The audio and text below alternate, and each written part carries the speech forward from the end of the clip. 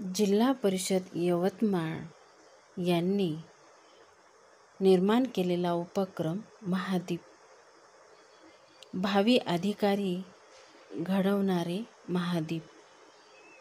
आज या महादीपची तयारी करताना काही बुद्धिमत्तेवर आधारित उदाहरणांचा आपण सराव करूया. मुलांनो, आता आपण पुढील उदाहरण पाहूया. 343, 216, 125. आता पहिल्यापेक्षा थोडी मोठी संख्या आली बरं का. आणि आता हे पाहताना आपण थोडं जास्तीचा विचार करूया. म्हणजे आतापर्यंत आपण काय केलं, मिळवलं त्यामध्ये, किंवा आपण त्याचे घन स्वरूपात पाहिले परंतु छोट्या प्रमाणात पाहिले.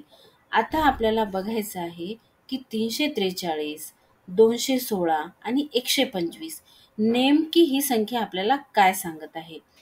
थोडं बघितल्यानंतर थोडं लक्षात येतं की 125 ही थोडीशी ओळखीची येत आहे.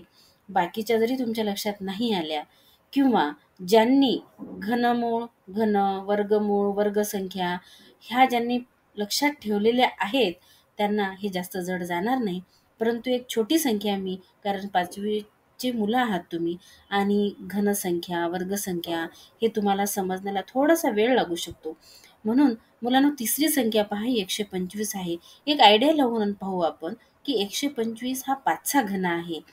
मग त्याच्या आधीचा घन कोणत्या संख्येचा आहे, आणि पुन्हा जी सुरुवातीला आलेली संख्या आहे तो कितीचा घन आहे.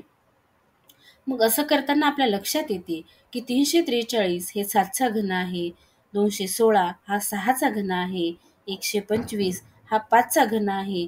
तर अनुक्रमांकानुसार आपल्याला इथे 4चा घन येईल, आणि 4चा घन येतो 64.